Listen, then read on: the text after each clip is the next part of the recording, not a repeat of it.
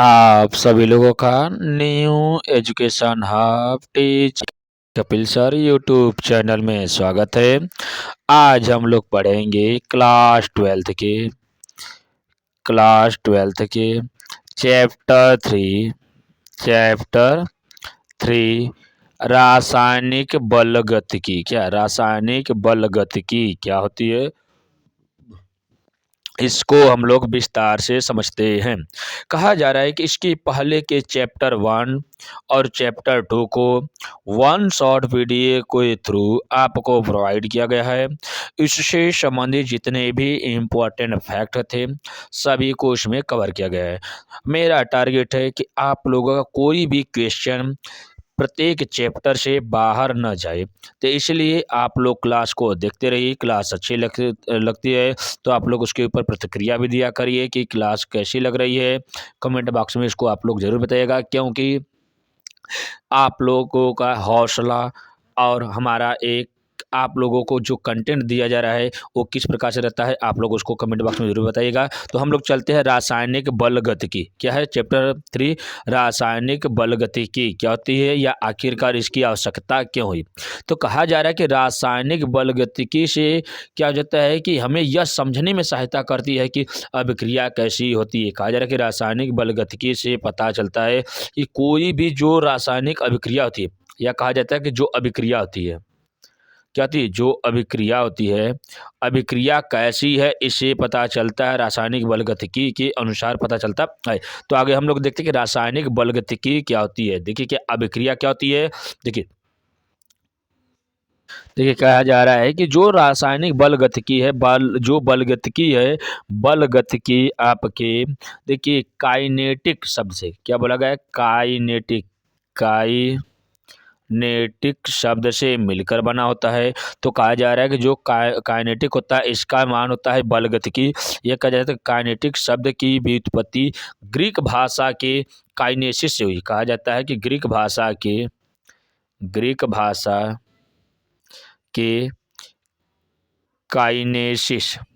Kinesis के द्वारा हुई है। तो कहा जा रहा है कि जो काइनेटिक होता है या बलगतिकी जो होती है यह काइनेटिक ग्रीक शब्द से हुई है, जिसका अर्थ होता है गति। क्या होता है, इसका अर्थ होता है गति प्रदान या गति होती है। अब देखिए कहा जा रहा है कि गति, इसका मतलब होता है गति होती है। तो जिस प्रकार से इसका मान होता है गति करना, तो कहा जा रहा है रासायनिक अभिक्रिया के गति को कौन बताता है, रासायनिक बलगतिकी बताता है। जिस प्रकार से कहा जाता है कि जो हीरा होता है, क्या होता है, जो हीरा होता है यह सदैव हीरा ही रहता है। कहा जा रहा है कि लोगों का धारणाएं है कि जो डायमंड होता है वो डायमंड की संरचना के रूप में ही होता है, लेकिन कहा जाता है कि रासायनिक बलगतिकी के अनुसार पता चलता है कि जो हीरा होता है वो जो डायमंड होता है धीरे धीरे क्रमशः वह ग्रेफाइट में तब्दील हो जाता है। किसमें, ग्रेफाइट में। ये क्रियाएं इतनी मंद गति से होती है कि इसको समझने के लिए, इसकी क्रिया को समझने के लिए हम रासायनिक बलगतिकी का अध्ययन करते हैं। तो हम लोग क्रमशः चलते हैं, रासायनिक बलगतिकी क्या होती है इसके ऊपर देखते हैं। देखिए रासायनिक बलगतिकी क्या होती है। कहा जा रहा है कि रसायन विज्ञान की वह शाखा जिसके अंतर्गत रासायनिक अभिक्रियाओं की दर, कहा जा रहा है रासायनिक अभिक्रियाओं की दर एवं उनके प्रभावित करने वाले कारकों जैसे सांद्रता, ताप, दाब, उत्प्रेरक इत्यादि का अध्ययन किया जाता है। ये रासायनिक बलगतिकी कहलाता है। कहा जा रहा है कि रसायन विज्ञान की वह शाखा जिसके अंतर्गत रासायनिक अभिक्रिया की दर तथा उनके प्रभावित करने वाले प्रमुख कारक, देखिए सांद्रता के ऊपर, ताप के ऊपर, दाब के ऊपर तथा उसके उत्प्रेरक के ऊपर का अध्ययन किया करना ही रासायनिक बलगतिकी कहलाता है। इसके आधार पर कहा जा रहा है कि कहा जा रहा है कि अगला वेग के आधार पर अभिक्रिया के प्रकार। कहा जा रहा है कि जो अभिक्रियाएं होती है उसको वेग के आधार पर अभिक्रिया को बताया गया है। तो कहा जा रहा है कि वेग के आधार पर अभिक्रिया के मुख्य 3 प्रकार होते हैं। कौन कौन से हैं। नंबर 1 की बात करते हैं, तीव्र अभिक्रिया, अब देखिए नंबर एक की बात क्या है, तीव्र अभिक्रिया, दूसरा है मंद अभिक्रिया, उसके बाद तीसरा अति मंद अभिक्रिया होती है। तो कहा जा रहा है कि नंबर एक की बात किया जा रहा है, तीन अभिक्रियाओं में बांटा गया है। तो इसमें सबसे एक नंबर है कि तीव्र अभिक्रिया क्या होती है। देखिए कहा जा रहा है फास्ट रिएक्शन, तो कहा जा रहा है कि वे रासायनिक अभिक्रिया जो 1 सेकेंड से भी कम समय में पूर्ण हो जाती है, वह अभिक्रिया तीव्र अभिक्रिया कहलाती है। कहा जा रहा है कि ऐसी अभिक्रिया जो 1 सेकेंड से भी कम समय लेती है, वे सभी के सभी तीव्र अभिक्रियाएं कहलाती है। अतः अतः इन अभिक्रियाओं का वेग ज्ञात किया नहीं जा सकता है, इसलिए इसे जैसे कहा जाता है कि इसे आयनिक अभिक्रिया क्या जाती है कि आयनिक अभिक्रिया को करने के लिए 1 सेकेंड से भी कम समय लगता है, इसलिए इस क्रिया को तीव्र अभिक्रिया कहते हैं।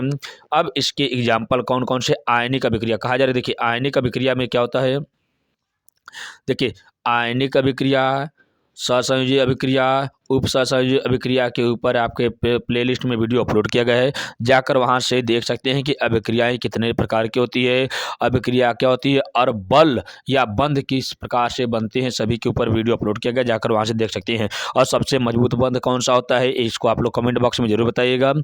अब हम लोग देखते हैं आयनिक बंध। आयनिक बंध में देखा जाता है कि सबसे नंबर एक है कि क्या इसमें सोडियम क्लोराइड क्या NaCl कहा जाता है कि सोडियम के ऊपर प्लस चार्ज और क्लोरीन के ऊपर माइनस चार्ज होता था। ये जब प्लस और माइनस आयन का एक साथ मिलते हैं तो ये किसका निर्माण करते हैं, एक प्रकार के लवण का निर्माण करते हैं। तो कहा जा रहा है कि इसमें किसका स्थानांतरण किया जा रहा है, ये आयनों के कारण एक दूसरे से जुड़े हुए हैं, तो इसीलिए इस बंध को आयनिक बंध कहते हैं और इस क्रिया को आयनिक क्रिया या आयनिक अभिक्रिया कहते हैं।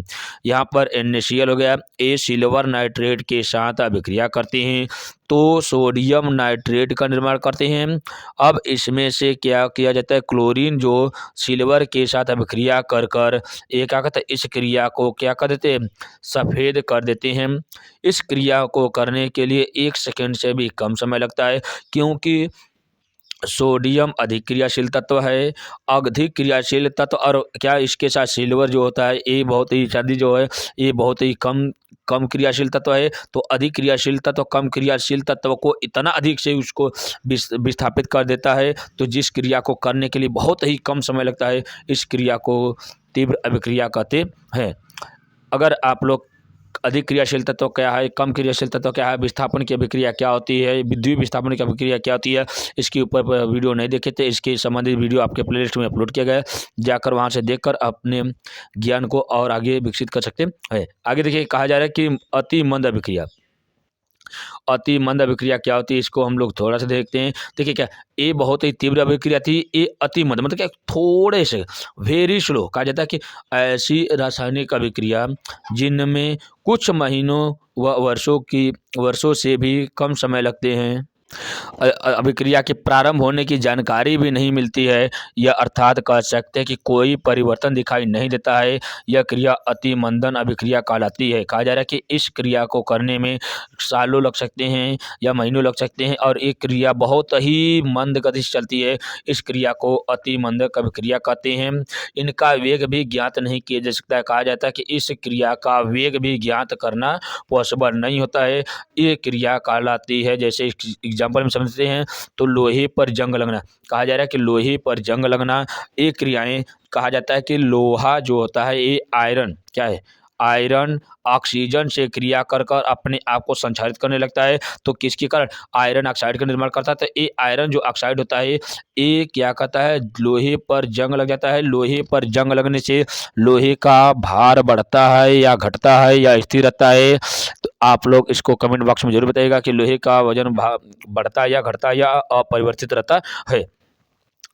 और बढ़ने के बाद क्या होता है कि आगे क्या है, लोहे पर जंग लगता है। अब जंग लगने की क्रिया को किस प्रक्रिया के द्वारा रोका जा सकता है, यसद लेपन की क्रिया द्वारा। यसद लेपन ये सदलेपन की क्रिया के द्वारा हम क्या कहते हैं, लोहे पर जंग को संक्षारित होने से बचा सकते हैं।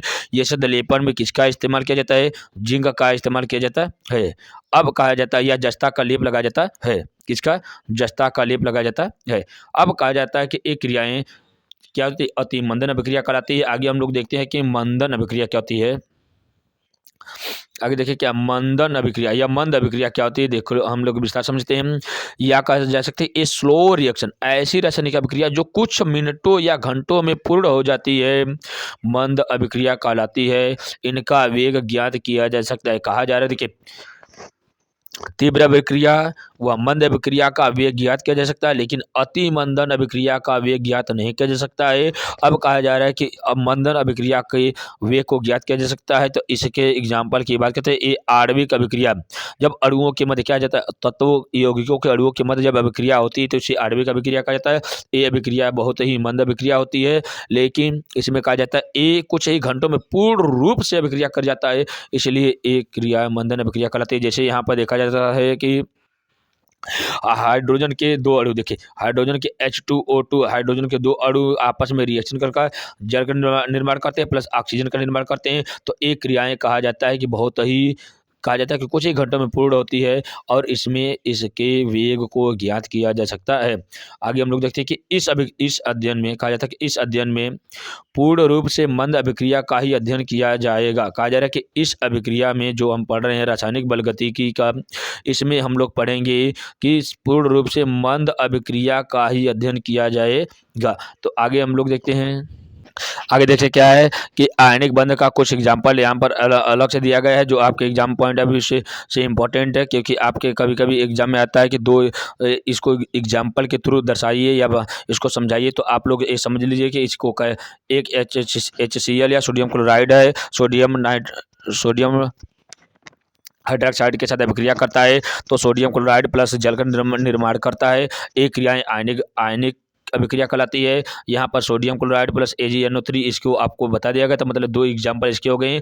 अगला कहा जा रहा है कि अतिमंद अभिक्रिया क्या होती है, या इसे कोस्लो अभिक्रिया कहा जाती है। इसको संचित करने के लिए इसके हम लोग देख सकते हैं। अगला क्या कि इनके अणुओं के मध्य होने वाली अभिक्रिया को आणविक अभिक्रिया कहते हैं। नेक्स्ट कहा जा रहा है कि इन अभिक्रिया की गति कम होती है। इनमें कुछ अभिक्रियाओं की गति इतनी अधिक कम होती है कि कई दिनों या वर्षों से भी उनमें कोई दर्शनीय या किसी भी प्रकार का मापनीय परिवर्तन नहीं होता है। जैसे कहा जा सकता है कि जैव ईंधन का बनना, चट्टानों का क्षय होना, कार्बन व हीरे में रूपांतरण होना, ये सभी के सभी अति मंदन अभिक्रिया कहलाती है। अगला देखिए मंद अभिक्रिया क्या होती है, अभी पढ़ा गया इसको कि एक कुछ ही घंटों में अभिक्रियाएं होती है। ये ज़्यादातर आणविक में होती है। अधिकांश आणविक अभिक्रियाएं सामान्य गति से होती है। ये अभिक्रिया कुछ मिनटों व घंटों में पूर्ण हो जाती है, जिसे मंद अभिक्रिया कहा जाता है। आगे हम लोग देखते हैं, आगे क्या औसत दर या वेग क्या होती है। देखिए औसत दर कहा जाता है कि औसत मतलब क्या, जब कोई क्रिया क्या होती है, कभी घटती है कभी बढ़ती है, तो उसको हम औसत दर के द्वारा ज्ञात किया जा सकता है। तो औसत दर या औसत वेग को हम लोग यहाँ पर विस्तार से समझते हैं। तो कहा जा रहा है कि यहाँ पर देखिए क्या है, औसत वेग को ज्ञात करते हैं हम लोग यहाँ से। औसत वेग देखिए क्या है, किसी निश्चित समय अंतराल, कहा जा रहा है कि किसी निश्चित समय अंतराल में अभिकारक या उत्पाद की सांद्रता में हुए परिवर्तन की दर को अभिक्रिया का औसत वेग या दर कहा जाता है। कहा जा रहा है कि किसी निश्चित समय अंतराल में अभिकारक या उत्पाद की सांद्रता में कुछ परिवर्तन की दर, कहा जाता है कि सांद्रता में हुए परिवर्तन की दर को अभिक्रिया का औसत वेग या दर कहते हैं। अब कहा जा रहा है इसको, जैसे कहा जा रहा है देखिए अभिकारक होते हैं, अभिकारक क्या होता है, रासायनिक अभिक्रिया में भाग लेकर उत्पाद का निर्माण करती हैं। तो इन अभिकारकों और उत्पादों को के बीच लगे समय अंतराल को क्या कहा जाता है, इसके समय अंतराल में अभिकारक व उत्पाद में परिवर्तन जो हुआ होता है, परिवर्तन की जो दर होती है, धीरे धीरे जो क्रियाएं एक है अभिकारक से उत्पाद जो बनते हैं, इन दोनों के समय में जो समय अंतराल होता है, समय अंतराल के बाद उसमें कुछ परिवर्तन होता है, जो परिवर्तन की दर होती है वही अभिक्रिया का औसत वेग या औसत दर कहलाती है। अब इसको समझने के लिए हम लोग यहाँ पे देखते हैं कि कहा जा रहा है कि देखिए RAW, अभी इसको कहा जा रहा है कि डेल्टा से मतलब हुए सांद्रता में हुए परिवर्तन, सांद्रता में हुए परिवर्तन बटा के समय कहा जा रहा है कि एवरेज रेट बराबर कहा जाता है कि औसत वेग या औसत दर बराबर क्या होता है, सांद्रता में हुए परिवर्तन बटा के समय अंतराल का क्या कहा जाता है, एक निश्चित या कहा जाता है कि समय अंतराल कहा जाता है सिंपल सा कि औसत दर बराबर सांद्रता में हुए परिवर्तन बटा के समय अंतराल होता है। इसमें अभिकारक के लिए क्या हो जाता है, यहाँ पर दो रेट बताया गया है कि क्या R2 माइनस R1 मतलब पहले माध्यम से दूसरे माध्यम से पहले माध्यम का मान। अब का उत्पाद में भी लिखा जाता है कि दूसरे मान से पहले मान ज्ञात किया जाता है। तो इस प्रकार से हम लोग देखते हैं कि अभिकारक के लिए जो रेट होता है या जो मान होता है उसके लिए हम लोग देखते हैं तो जो अभिकारक होता है इसका औसत वेग क्या औसत वेग या एवरेज रेट होता है। इसमें कहा जा रहा है कि डेल्टा देखिए अब कहा जा रहा है कि अभिकारक के लिए ऊपर अभिकारक हो जाएगा, नीचे बोला गया उसकी क्रिया को करने के लिए जो समय लगा है समय अंतराल, तो यहाँ पर हो जाएगा R2 माइनस R1, तो यहाँ पर समय जो होगा T2 माइनस T1 हो जाएगा। अगला कहा उत्पाद के लिए, तो उत्पाद के लिए औसत दर या औसत वेग या एवरेज रेट हो जाता है। तो कहा जा रहा है उत्पाद के लिए P। अब देखिए अब कहा जा रहा है कि देखिए अभिकारक मतलब कि आर क्यों आया, रिएक्टेंट हो जाता है, उत्पाद मतलब क्या हो जाता है यहाँ पे प्रोड्यूसर हो जाता है। तो अब कहा जाता है यहाँ पर उत्पाद हो गया तो डेल्टा पी बराबर डेल्टा टी मतलब क्या कहा जा रहा है कि उत्पाद बटा के समय अंतराल, यहाँ पर P2 माइनस P1 मतलब क्या दूसरा उत्पाद माइनस पहला उत्पाद बटा के दूसरा समय माइनस पहला समय होता है। इस प्रकार से इस समीकरण को हम लोग ज्ञात कर सकते हैं। आगे ये समीकरण आपके एग्जाम पॉइंट ऑफ व्यू से मोस्ट इंपॉर्टेंट है। इस प्रकार से हम इसको ज्ञात कर सकते हैं कि किसी भी प्रकार से जब औसत दर को ज्ञात किया जाता है तो कैसे ज्ञात किया जाता है, अभिकारक के लिए ए समीकरण, उत्पाद के लिए ए समीकरण। तो अगला कहा जा रहा है कि जो रेट होता है उसके या एवरेज रेट जो होता है यह अभिकारक की सांद्रता बताता है, जो आर होता है अभिकारक सांद्रता और पी जो है वो उत्पादों की सांद्रता को दर्शाता है। आगे हम लोग देखते हैं ताक्षणिक वेग या दर। ताक्षणिक वेग या दर क्या होती है इसको हम लोग समझते हैं। देखिए ताक्षणिक वेग या दर क्या होती है, किसी निश्चित समय या क्षण पर अभिकारक या उत्पाद की सांद्रता में होने वाले परिवर्तन की दर को उस अभिक्रिया का ताक्षणिक वेग या दर कहते हैं। कहा जा रहा है कि किसी निश्चित समय या क्षण पर अभिकारक या उत्पाद की सांद्रता में होने वाले परिवर्तन कहा जा रहा है उसमें देखिए ऊपर सिंपल से समझिए कि ऊपर वाले में थोड़ा सा ध्यान देना है कि इसमें समय अंतराल की बात किया जा रहा है, लेकिन इसमें कहा जा रहा है कुछ निश्चित समय या कुछ क्षण में ही जो अभिकारक व उत्पाद में परिवर्तन के पर जो अभिकारक व उत्पाद की सांद्रता में होने वाले जो परिवर्तन की दर होती है वही उस पदार्थ की का ताक्षणिक वेग या दर कहलाती है। ताक्षणिक वेग अभिक्रिया का वास्तविक वेग कहलाता है। कहा जाता है कि जो ताक्षणिक वेग होता है यह अभिक्रिया की वास्तविक एक वेग कहलाती है।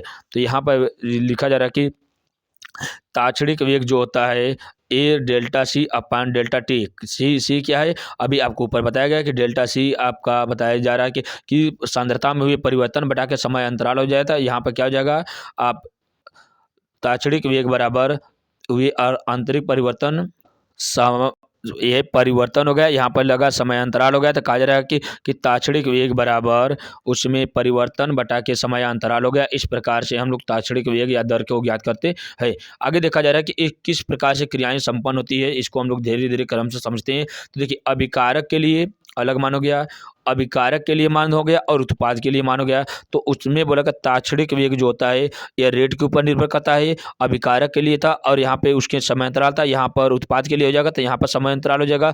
तो कहा जाए ताक्षणिक वेग के लिए जो व्यंजक होता है ये देखिए ए सभी के सभी अभिकारक हो गए, ए आपके उत्पाद हो गए। तो कहा जा रहा है ए प्लस बी एक अभिकारक, ए दोनों क्रिया कर सी व प्लस डी एक उत्पाद का निर्माण कर देते हैं। यहाँ पर बताया जा रहा है। तो अब यहाँ ताक्षणिक वेग की बात किया जा रहा है तो यहाँ पर डी आपको बताया गया डी, यहाँ पर ए प्लस बी, ए बराबर बी बराबर सी बराबर डी। कहा जा रहा है कि उसमें समय अंतराल तो सेम है लेकिन इसके जो मान होते हैं ताक्षणिक वेग में ए बी सी डी, लेकिन इसकी बात जो है इन सभी को दो जो दर्शाया जाता है यही ताक्षणिक वेग या ताक्षणिक दर कहलाती है।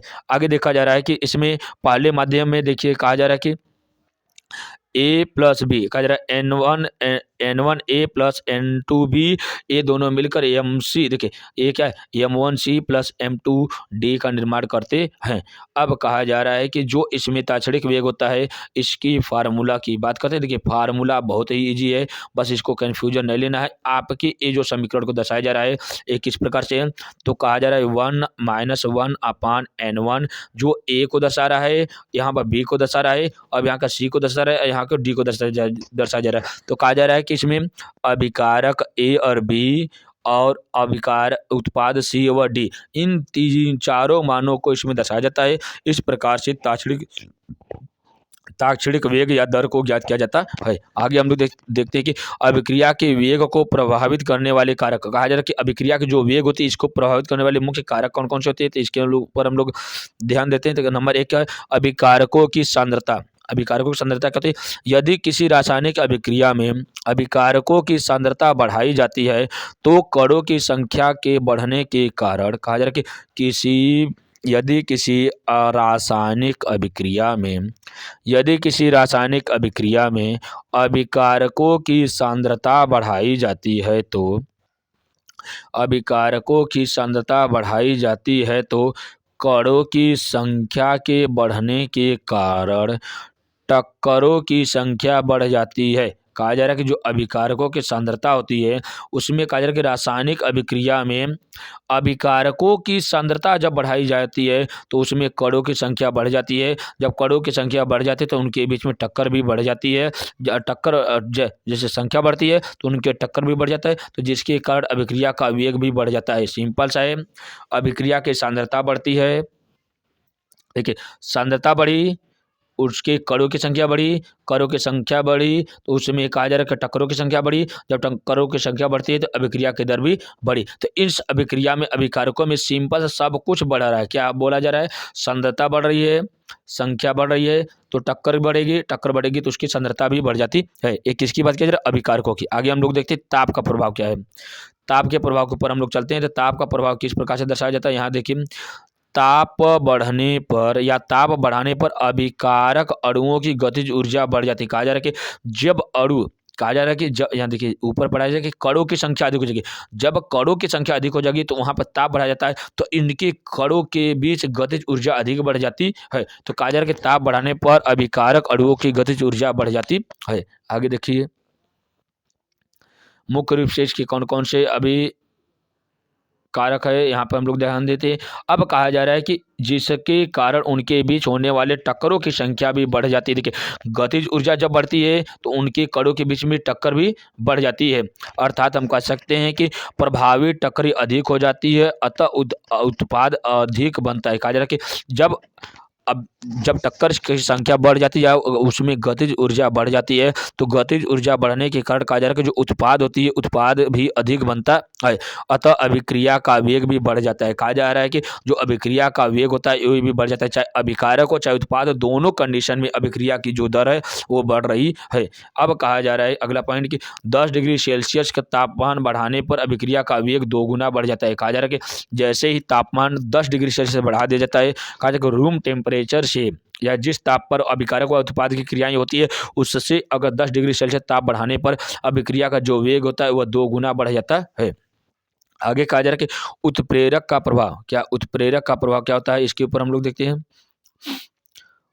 धनात्मक उत्प्रेरक अभिक्रिया के वेग को बढ़ा देती है। कहा जा रहा है कि जो धनात्मक उत्प्रेरक अभिक्रिया होती है वे वेग को बढ़ा देती है, क्योंकि वह सक्रिय ऊर्जा, कहा जा रहा है कि क्योंकि यह सक्रिय ऊर्जा को कम कर देती है, जबकि ऋणात्मक उत्प्रेरक अभिक्रिया के वेग को घटा देती है। कहा जा रहा है कि देखिए जब धनात्मक उत्प्रेरक अभिक्रिया होती है यह सक्रिय ऊर्जा को कम कर देती है, जबकि ऋणात्मक जो अभिक्रियाएं होती है वे वेग को घटा देती है, क्योंकि वहाँ पर क्या हो जाता है, उसमें सक्रिय ऊर्जा बढ़ जाती है।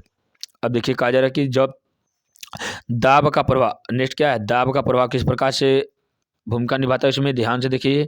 दाब का प्रभाव क्या होता है, किसी गैसीय अभिक्रिया पर दाब बढ़ाने से आयतन घट जाता है। कहा जा रहा है कि किसी गैसीय अभिक्रिया पर दाब बढ़ाने पर उसका आयतन घट जाता है। कहा जा रहा है दाब जो होता है यह आयतन के विक्रमानुपाती होता है। क्या हो जाता है? यह आयतन के विक्रमानुपाती है।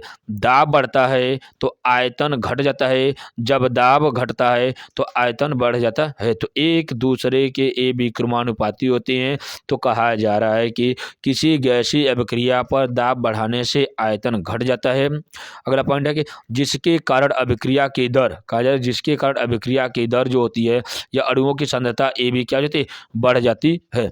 आयतन घटता है या दाब बढ़ता है तो अणुओं की सांद्रता भी बढ़ती है। आयतन घटता है तो भी ताप कहा जाता है कि अणुओं की सांद्रता बढ़ती है। अतः अभिक्रिया का वेग भी बढ़ जाता है। जब एक क्रियाएं होती है तो अभिक्रिया का वेग भी बढ़ जाता है। अगला कहा जा रहा है कि अभिकारकों का पृष्ठ क्षेत्रफल, कहा जा रहा है कि अभिकारकों का जो पृष्ठ क्षेत्रफल होता है ये किसी प्रकार से ज्ञात किया जाता है। तो कहा जा रहा है कि अभिकारक अणुओं का पृष्ठ क्षेत्रफल अधिक होने पर, कहा जा रहा है कि अभिकारक अणुओं का पृष्ठ क्षेत्रफल अधिक होने पर अभिक्रिया का वेग अधिक होता है। कहा जा रहा है कि अभिकारक अणुओं का पृष्ठ क्षेत्रफल अधिक होने पर अभिक्रिया का वेग अधिक होता है। सिंपल सा समझे कि पृष्ठ क्षेत्रफल अधिक तो उस क्रिया का वेग भी अधिक हो जाता है। क्षेत्रफल अधिक होने से अभिक्रिया का वेग भी अधिक हो जाता है। अब यहाँ पर देखिए इसके क्रम को दर्शाया जाता है। यहाँ पर इसको ध्यान से देखिए। कहा जा रहा है कि अभिक्रिया की जो प्रगति होती है ठोस द्रव गैस में वो किस प्रकार से होती है, इसको हम लोग समझते हैं। अब देखिए क्या है,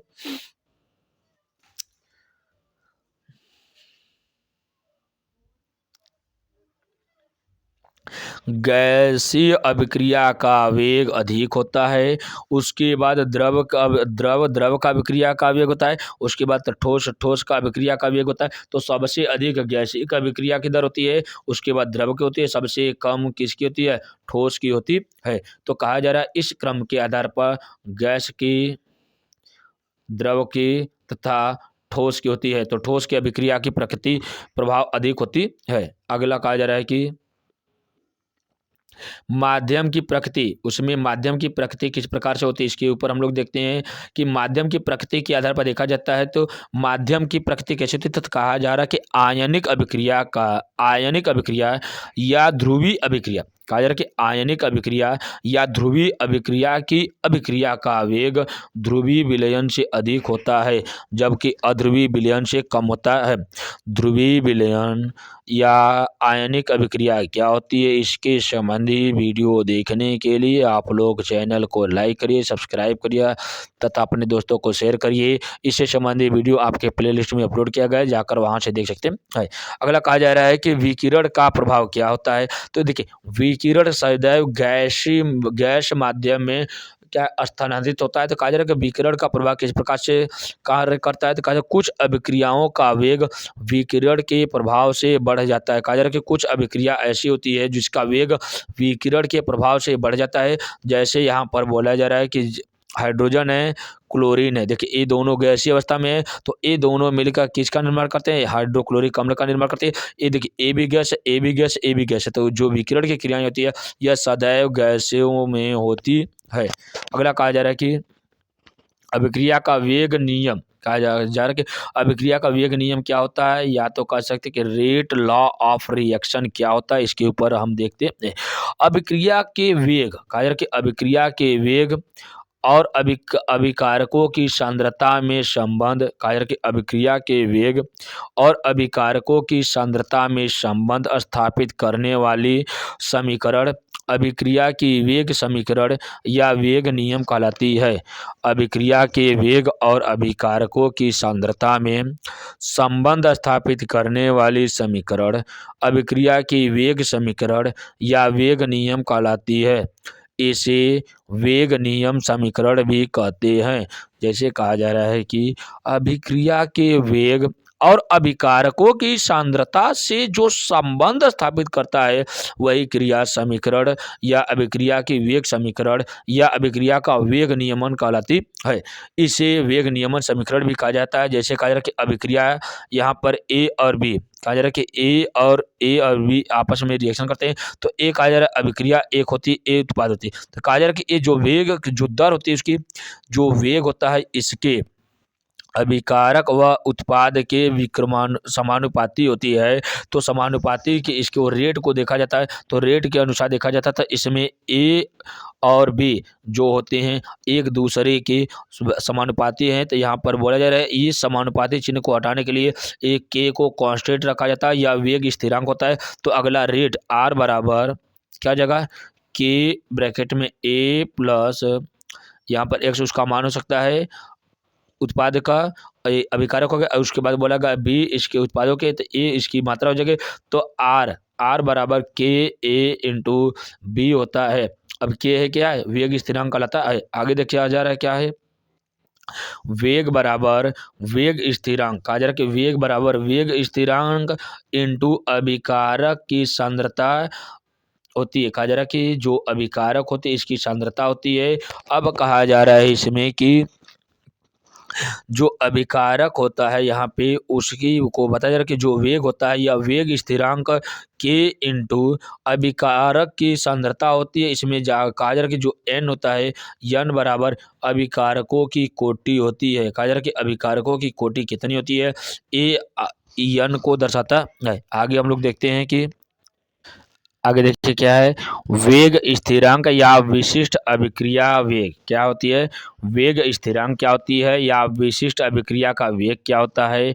यहाँ पर देखा जा रहा है कि जो अविशिष्ट अभिक्रिया का वेग होता है उसके दर होती है ए के इंटू के बराबर क्या क्या था, के कांस्टेंट था, तो यहाँ पर ए और बी था, तो ए कहा जा रहा है कि के या कहा जा रहा है यहाँ पर कि वेग स्थिरांक इंटू ए क्या था, अभिक्रिया की जो दर थी वो था। तो अब कहा जा रहा है कि यदि ए बराबर 1 मोल प्रति लीटर हो तो बी बराबर 1 मोल प्रति लीटर हो, तो ए दोनों उसका इकाई कहलाती है। कहा जा रहा है कि विशिष्ट अभिक्रिया की जो वेग होती है, जो वेग स्थिरांक होता है, इसकी इकाई 1 मोल प्रति लीटर होती है। तो इस आधार पर जब एक मान एक इकाई होती है, तो जब यहाँ पर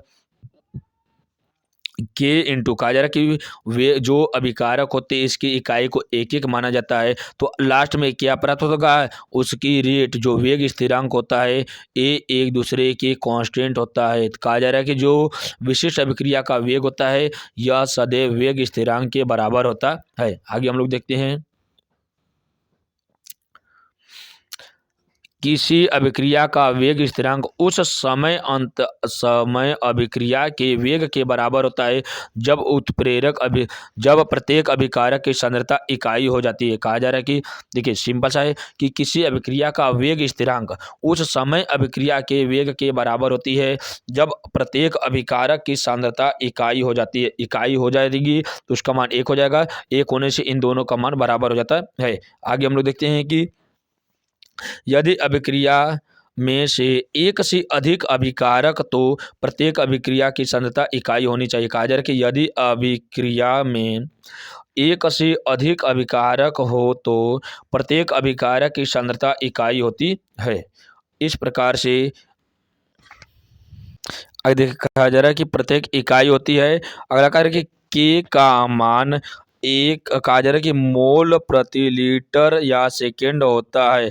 कहा जा रहा है कि जो के का मान होता है, के बोला जा रहा है कि वेग स्थिरांक जो होता है यह वेग मोल लीटर प्रति सेकेंड के बराबर होता है। तो इस प्रकार से आज हम लोग इतने पढ़ते हैं। तो आगे की वीडियो देखने के लिए चैनल को लाइक करिए, सब्सक्राइब करिए तथा अपने मित्रों को शेयर करते रहिए। क्लास अच्छी लगती है तो आप लोग अपनी प्रतिक्रिया भी व्यक्त करते रहिए। ऐसे ही वीडियो आपको प्रतिदिन आपको प्रोवाइड किया जा रहा है, तो आपको पूरा का पूरा आपके एग्ज़ाम से पहले चैप्टर कवर किया जाएगा। चैप्टर के बाद हम वन लाइनर या कहा जा सकता है कि प्रत्येक आपके अनसॉल्व पेपर से जितने भी इम्पोर्टेंट क्वेश्चन आते हैं सभी को एक एक करके प्रोवाइड किया जाएगा। तो इस नोट्स को पढ़ने के बाद आप लोग अनसॉल्व पेपर को सॉल्व करिए और इस चैप्टर से कोई भी क्वेश्चन आपका अनसॉल्व पेपर से बाहर नहीं जाएगा।